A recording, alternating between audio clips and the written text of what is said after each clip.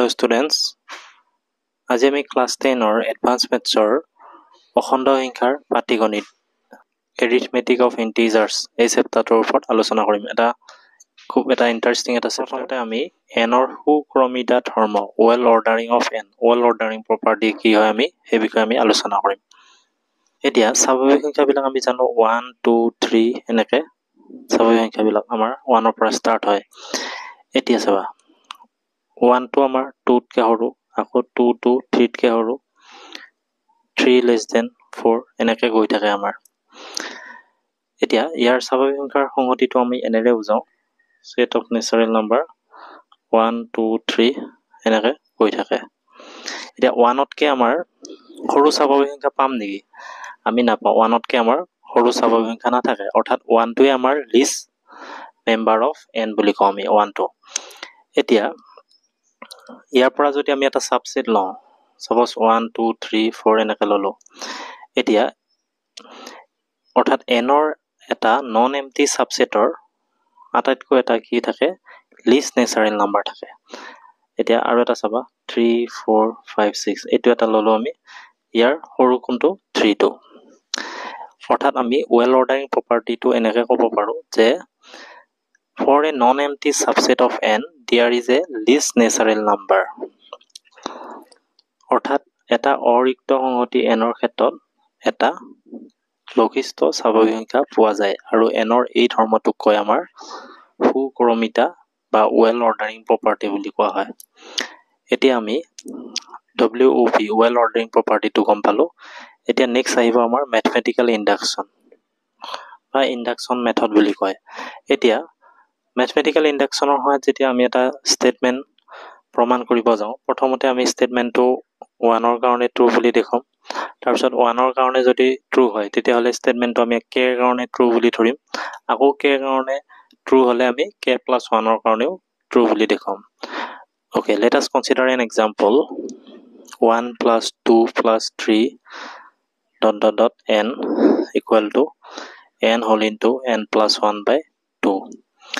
এতিয়া চাবা এইটো এটা এক্সাম্পল, এইটো কিতাপত আছে। এই স্টেটমেন্টটো যেতিয়া আমি ম্যাথমেটিক্যাল ইন্ডাকশনৰ সহায়ত প্ৰমাণ কৰিব যাওঁ, প্ৰথমতে আমি 1 ৰ কাৰণে ট্ৰু বুলি দেখাম। এইটো চাবা let s of n sn বুলি ধৰি ললো আমি স্টেটমেন্টটো dot dot dot n equal to n whole into n plus 1 by 2। এইটো আমি জানোৱে nটা ক্ৰমিক স্বাভাৱিক সংখ্যাৰ যোগফল n whole into n plus 1 by 2।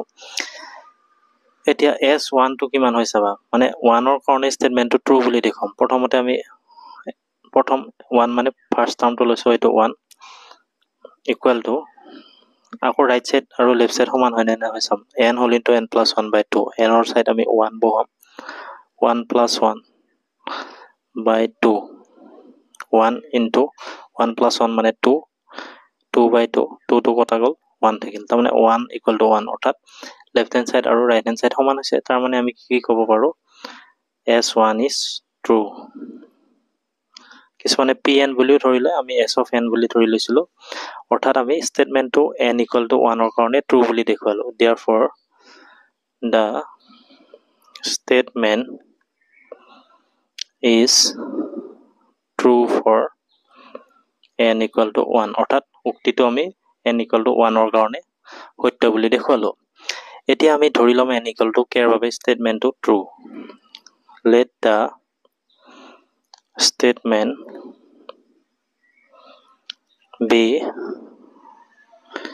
true for n equal to k। ধৰা হল উক্তিটো আমি k ৰ কাৰণে সত্য বুলি ধৰি লৈছো। এতিয়া চাবা আমাৰ স্টেটমেন্টটো আছিল 1 plus 2 plus 3 up to n। এতিয়া n ৰ ঠাইত তুমি k বহুৱাই দিয়া 1। এইটো আমি n equal to k ৰ কাৰণে স্টেটমেন্টটো ট্ৰু বুলি ধৰি ললো। এতিয়া k ৰ কাৰণে যদি ট্ৰু হয় তেতিয়াহলে আমি k plus 1 ৰ কাৰণেও ট্ৰু বুলি দেখুৱাব লাগিব। সেইটো আমি লিখি লম now we shall prove that the statement is true for n equal to k plus 1। এতিয়া চাবা এতিয়া আমি এইটো ইকুৱেশ্যন 1 বুলি ধৰি ললো এটা শেষৰ টাৰ্মটো চাবা k এটা n ৰ ঠাইত এইটো আছে n ৰ ঠাইত যেতিয়া আমি k + 1 বহুৱাই দিওঁ তেতিয়া হলে এইটো n = আমাৰ k আছে এইখিনি আমাৰ k + 1 হৈ যাব তাৰমানে k + 1 আমি দুইটা সাইডে যোগ কৰিব লাগিব adding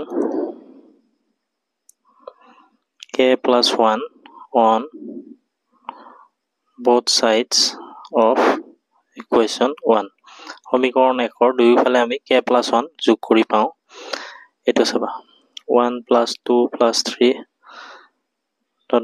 k প্লাস আমি k + 1 দুইফালে যোগ কৰিছো ইয়াত k + 1 হ'ব আৰু ইয়াত আছে আমাৰ k whole into k + 1/2 আৰু আমি k + 1 যোগ কৰিছো এতিয়া চাবা এটো 2 টো আমি লখাগু ললো ইয়াত k whole into k + 1 এটো পূৰণ হৈ যাব 2 into k মানে 2k plus চাবা 2 টো কমন লম 2 whole into k + 1 বুলি লিখিলে হ'ব আমাৰ এতিয়া তলত 2 থাকিলে এটো k + 1 এটো k + 1 k + 1 কমন আহিব আৰু ইয়াত থাকিব আমাৰ k + 2 এতিয়া এখিনি চাবা এটো 2 হল এটো k + 1 k + 2 টো আমি k + 1 + 1 এনেকৈ লিখিব পাৰো এটো n মানে আমি n ৰ হলনি k + 1 দিলো k + 1 মানে n ৰ জাগাত আমাৰ k + 1 আছিল আৰু এটো +1 আছিল তাৰমানে k + 1 whole into k + 2/2 অৰ্থাৎ এটো আমাৰ প্ৰুফ হৈ গৈছে আমি এতিয়া এনেকৈ ক'ব পাৰো the statement is true statement is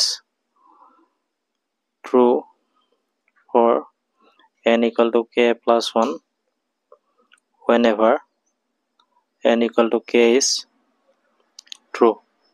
Therefore, by principle of mathematical induction, the statement is true for all natural numbers. Eto amar proof hoy gol. Aru eta example saba. Eto example saba. 1/1 into 2 plus 1/2 into 3 plus 1/3 into 4 plus ...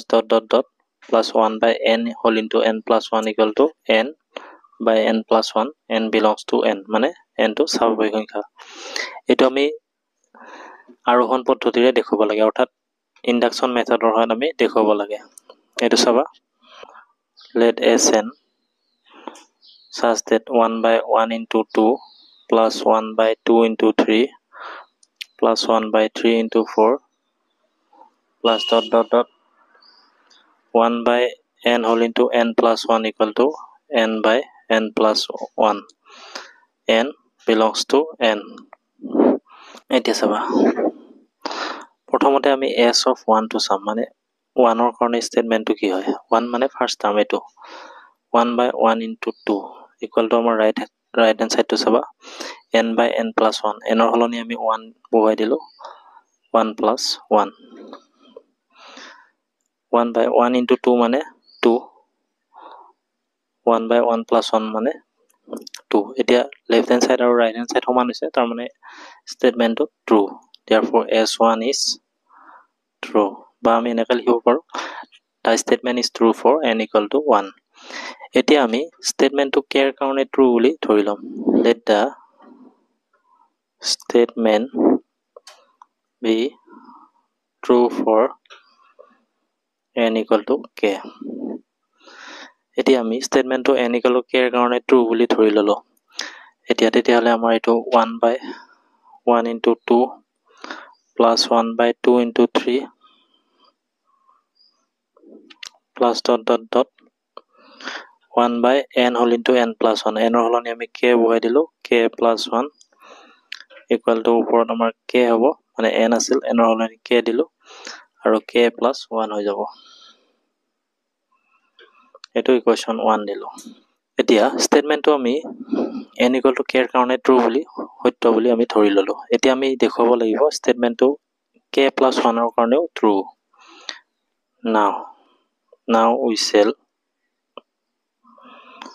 prove that the statement is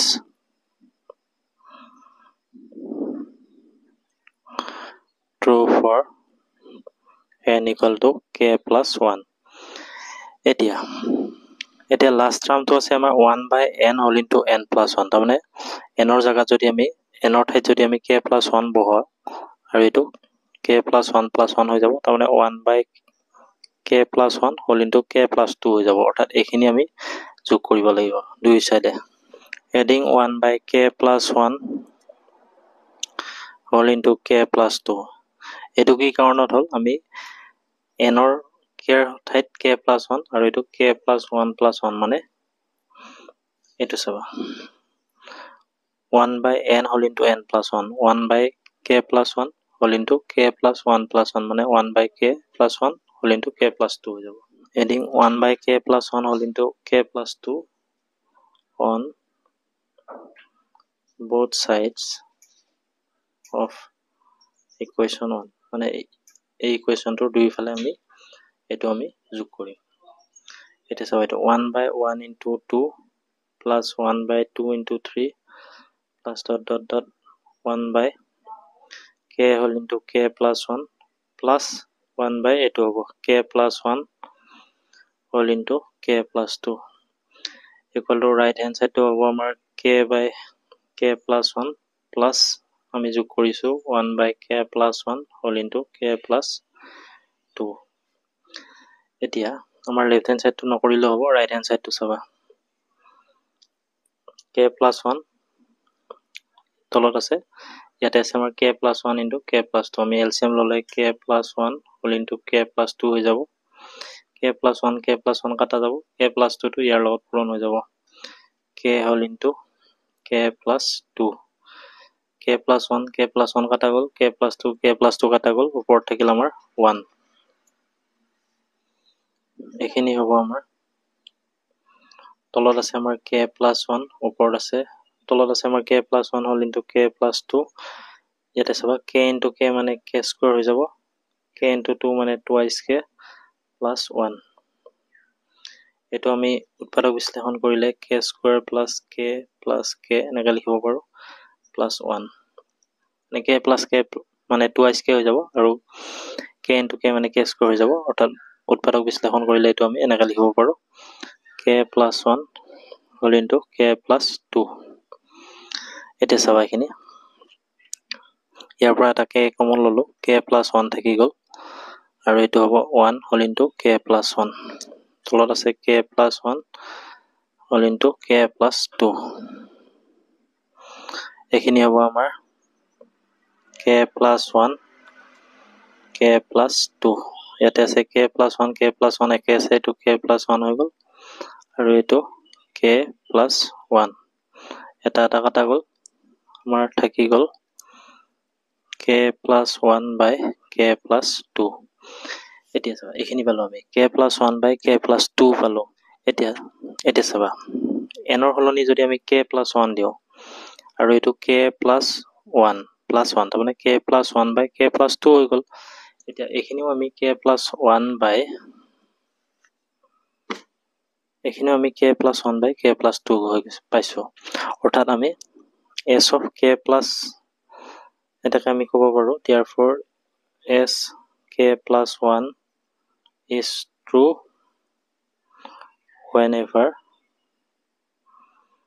s of k is true।